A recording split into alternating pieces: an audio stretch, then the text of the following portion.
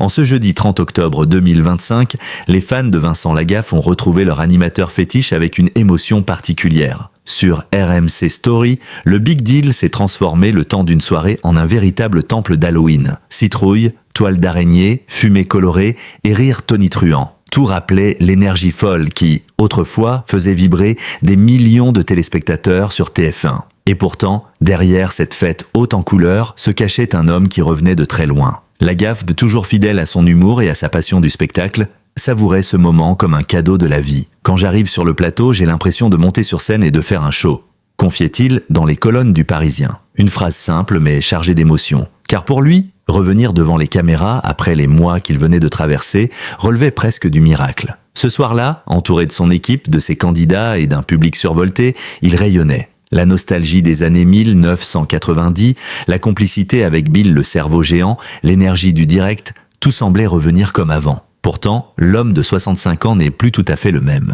Ce retour sur RMC Story marque une nouvelle ère. Lagaffe n'est plus seulement l'animateur fantasque des débuts, il est devenu un artisan de télévision, soucieux de la qualité, de la sincérité et de la proximité avec le public. Fini les émissions tournées à la chaîne, désormais, chaque épisode est vécu comme un véritable spectacle. Quand on en faisait 250 par an sur TF1, on ne pouvait pas se permettre de faire des spéciales, raconte-t-il. Aujourd'hui, nous sommes sur des formats plus longs, plus vivants, dans les conditions du direct.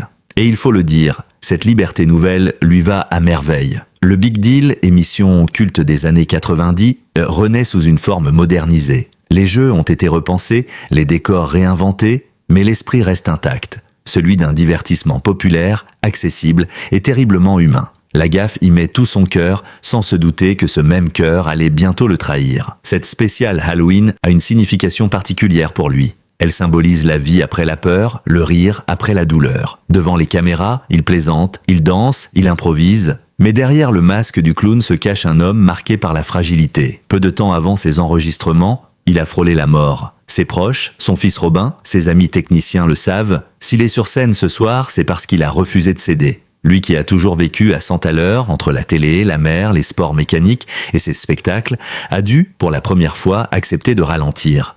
Mais cette soirée, il la voulait coûte que coûte. Il y voyait un symbole, un pied de nez au destin. Ce soir d'octobre, il renaît sous les projecteurs, conscient que chaque minute compte. Derrière le rire et les blagues, Lagaffe laisse entrevoir une profondeur nouvelle. On perçoit dans ses yeux cette lueur propre aux rescapés, à ceux qui savent ce que signifie passer tout près du gouffre. Sa voix tremble légèrement lorsqu'il évoque son équipe, sa famille et son public qui ne l'a jamais abandonné. J'ai traversé des moments difficiles, mais quand je vois cette salle pleine, je me dis que ça valait la peine de se battre. Le public, lui, sent cette sincérité. Les applaudissements redoublent, les réseaux sociaux s'enflamment. Le Big Deal, version 2025, est un triomphe. Les critiques saluent un animateur apaisé mais toujours habité par la même passion. Beaucoup y voient un retour aux valeurs simples du divertissement. La joie, le partage, la proximité. Et au cœur de tout cela, un homme qui, après avoir frôlé le pire, veut désormais vivre chaque instant comme une victoire. Ce premier épisode de la nouvelle ère Lagaffe marque plus qu'un simple retour télévisuel. C'est une confession publique, un cri de vie. Il ne cherche plus à séduire mais à transmettre. Le rire est toujours là, mais il a gagné en gravité. À 65 ans, Vincent Lagaffe ne court plus après les records d'audience. Il court après la vie, tout simplement. En clôture de cette soirée, il lâche une phrase qui résonne comme une devise. « Tant que j'ai le souffle, je ferai rire.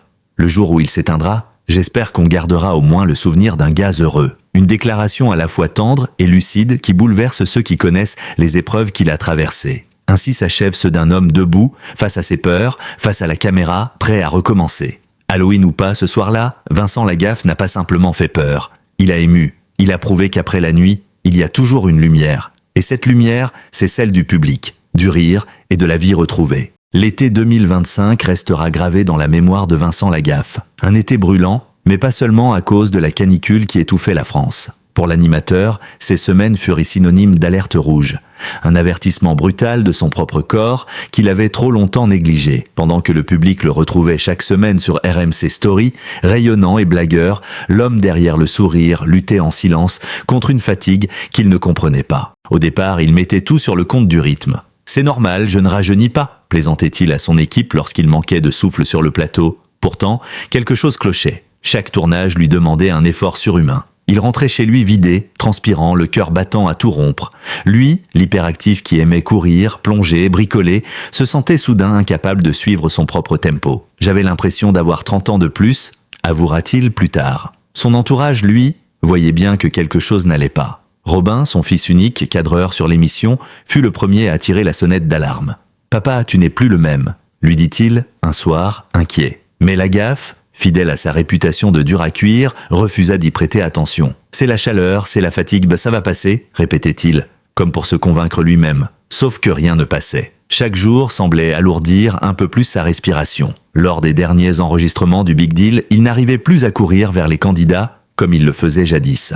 Il s'arrêtait entre deux séquences, les mains sur les genoux, tentant de cacher son essoufflement. Le public, lui, n'y voyait que du feu. Le show continuait. Mais derrière les caméras, l'inquiétude grandissait. Quand les tournages de la saison furent terminés, Robin insista à nouveau. « Fais au moins un check-up pour moi ». Ce simple geste filial allait lui sauver la vie. Acceptant enfin de consulter, Vincent Lagaffe appela un ami de longue date, le docteur Jonathan Banayan, cardiologue réputé. En 24 heures, l'homme de science prit les choses en main. Analyse, test d'effort, électrocardiogramme, tout fut fait à la chaîne. Le résultat tomba comme une bombe. « Vincent, tu ne peux pas rentrer chez toi », lui dit le médecin grave. Une artère bouchée à 97%, une autre à 95%. Si tu avais attendu quelques semaines de plus, tu serais mort sur un plateau. Lui lança-t-il sans détour. Le choc fut immense. Lagaffe comprit qu'il avait flirté avec la mort sans même s'en rendre compte. Ce soir-là, rentré chez lui, il resta longtemps assis dans le silence. Lui, l'homme des plaisanteries et des cascades, se découvrait mortel. « J'ai eu peur, vraiment peur, pour la première fois », confiera-t-il. Le lendemain, le docteur Banayan lui annonça qu'il avait déjà pris rendez-vous pour une intervention d'urgence à l'hôpital Bichat,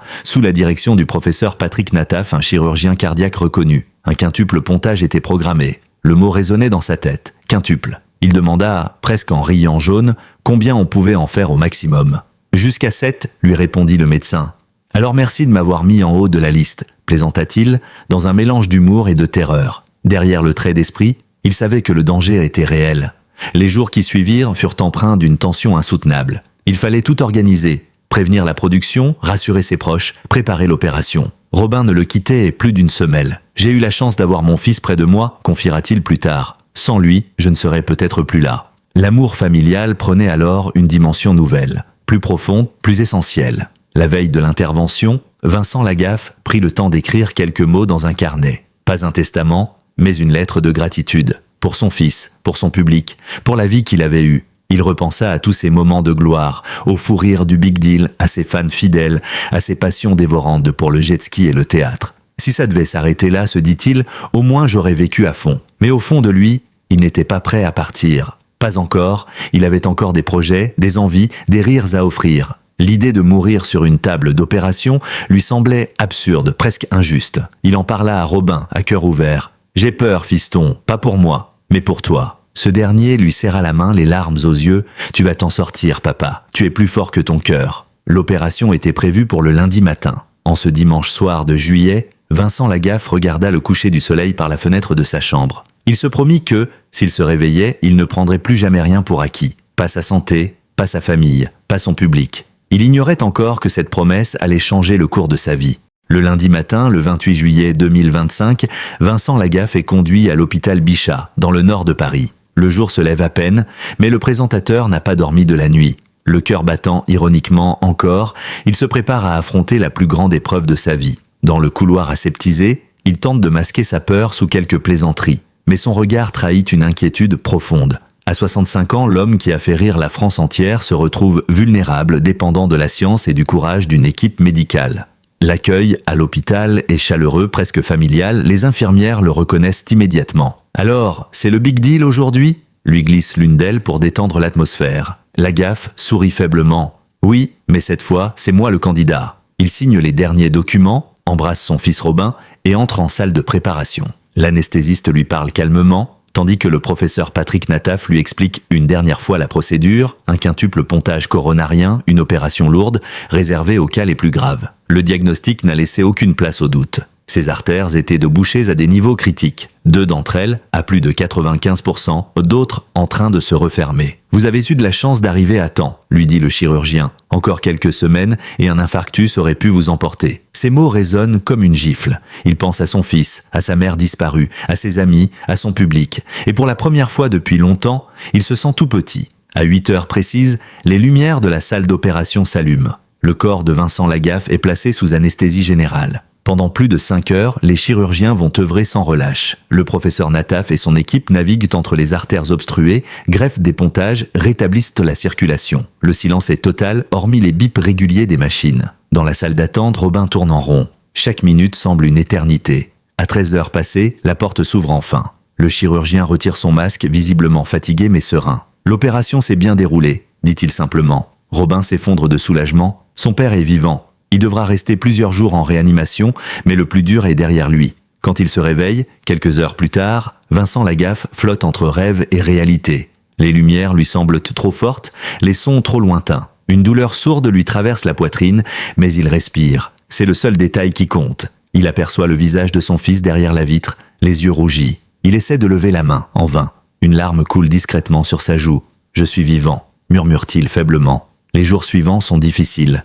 Il lutte contre la fatigue, les vertiges, les nausées. Chaque respiration est une victoire. Il garde en mémoire cette sensation étrange de renaissance. « J'avais l'impression d'être passé de l'autre côté et d'être revenu », confiera-t-il plus tard. Les médecins, eux, se montrent admiratifs de sa force de caractère. Peu de patients plaisantaient le lendemain d'un quintuple pontage, dira en riant une infirmière. Petit à petit, le présentateur retrouve sa voix puis son humour. Il demande un miroir, observe sa cicatrice, fine mais impressionnante. « Voilà mon nouveau sponsor », plaisante-t-il. Mais derrière la boutade, l'émotion reste palpable. Après plusieurs jours en soins intensifs, les médecins décident de le transférer dans une chambre classique. Le danger immédiat est écarté, mais la convalescence sera longue. Avant de quitter le service, le professeur Nataf lui serre la main. « Vous avez eu chaud, Vincent. Maintenant, reposez-vous et vivez. » Lagaffe sourit. « Comptez sur moi, docteur, mais je vous préviens, je suis têtu. » Ce 3 août 2025, alors qu'il contemple Paris depuis sa fenêtre d'hôpital, Vincent Lagaffe mesure la fragilité de tout ce qu'il croyait acquis. Le succès, la notoriété, l'énergie, tout cela peut s'effondrer en une seconde. Mais la vie, elle, vaut chaque seconde de lutte. Et dans cette chambre blanche, au milieu des machines et des souvenirs, il fait un vœu. Ne plus jamais courir après le temps, mais apprendre à le savourer. Les semaines qui ont suivi l'opération ont marqué un tournant décisif dans la vie de Vincent Lagaffe. Affaibli mais déterminé, il quitte enfin l'hôpital Bichat à la mi-août 2025, après une semaine passée sous surveillance constante. Les infirmières l'accompagnent jusqu'à la sortie, émus de voir cet éternel blagueur retrouver la lumière du jour. Il s'appuie sur une canne, son pas encore incertain mais son sourire est celui d'un miraculé. À cet instant, il n'y a ni projecteur ni caméra, juste un homme, son fils, et une seconde chance. C'est à Issy-les-Moulineaux, la même où il avait commencé sa carrière il y a plus de 30 ans, qu'il choisit de poursuivre sa convalescence. Ce lieu, chargé de souvenirs, lui apporte une forme de paix. Dans son appartement lumineux, les murs semblent lui parler. Ici, il avait tourné ses premières émissions, signé ses premiers contrats, ri de ses premiers échecs. « C'est un signe », confie-t-il à Robin. « J'ai commencé ici, et c'est ici que je recommence. » Les premiers jours sont difficiles. Son corps, encore marqué par la chirurgie, lui rappelle à chaque instant les limites qu'il avait toujours voulu ignorer. Les gestes les plus simples deviennent des épreuves. Monter quelques marches, enfiler une chemise, rire un peu trop fort, mais dans cette lenteur nouvelle, il découvre quelque chose qu'il n'avait plus connu depuis longtemps, le temps, le vrai.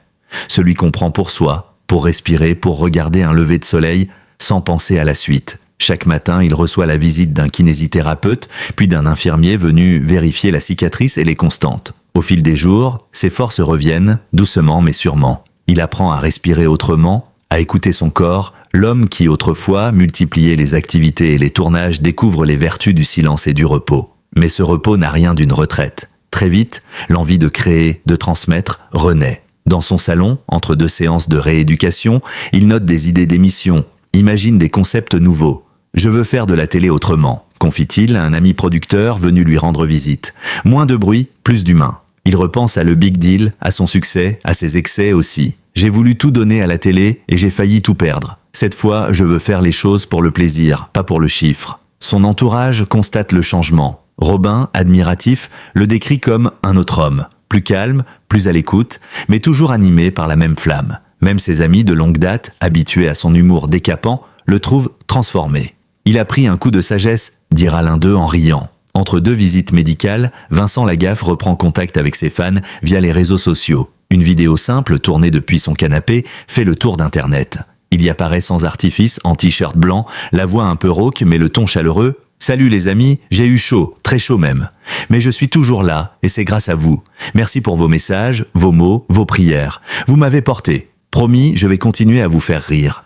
Mais un peu plus doucement. » En quelques heures, la publication devient virale. Des milliers de commentaires affluent. Anciens téléspectateurs, collègues, anonymes, tous saluent son courage et son humour inchangé. Certains y voient un message d'espoir, une preuve que même les figures les plus fortes peuvent tomber, puis se relever. Dans cette période d'introspection, la gaffe réalise à quel point la vie publique l'avait éloigné de l'essentiel. Il passe désormais ses soirées avec Robin, regarde de vieux albums photos, repense à son parcours. De simple livreur à star du petit écran, son chemin fut une succession de miracles et de travail acharné. Aujourd'hui, il en mesure la valeur avec une humilité nouvelle. Son médecin lui recommande encore quelques semaines de repos avant toute reprise d'activité. Mais l'animateur, fidèle à lui-même, prépare déjà la suite. « On m'a ouvert le cœur, alors autant qu'il serve », plaisante-t-il auprès de son équipe.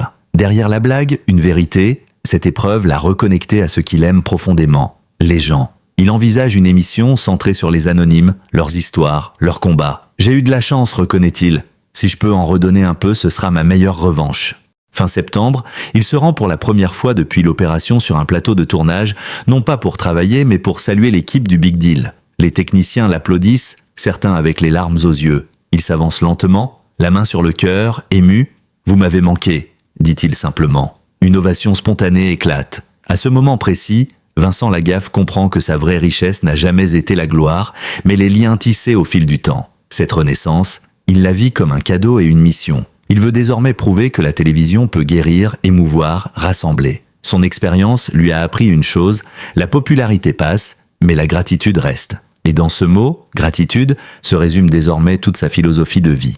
Fin septembre 2025, la vie offre à Vincent Lagaffe un cadeau d'une valeur inestimable, la naissance de son premier petit-fils. Cet événement, survenu à peine quelques semaines après son opération à cœur ouvert, résonne comme une récompense, un signe du destin. C'est comme si la vie me disait « Tu vois, il fallait rester », confie-t-il, les yeux embués de larmes, à un journaliste du Parisien. Le jour où il tient ce petit être dans ses bras pour la première fois, l'émotion est indescriptible. Sa poitrine, encore marquée par la cicatrice, se soulève d'un souffle nouveau, celui de la transmission. Lui, l'éternel enfant du rire et du défi, découvre la douceur d'un rôle qu'il n'avait jamais imaginé jouer, celui de grand-père. « J'ai eu des millions de téléspectateurs, mais aujourd'hui j'en ai un seul, et c'est le plus important de tous », glisse-t-il tendrement. Ce petit garçon devient son moteur, son symbole de renaissance. Chaque sourire, chaque petit cri lui rappelle à quel point il a eu raison de se battre. Quand je le regarde, je me dis que tout a un sens. Si j'étais parti cet été, je ne l'aurais jamais connu.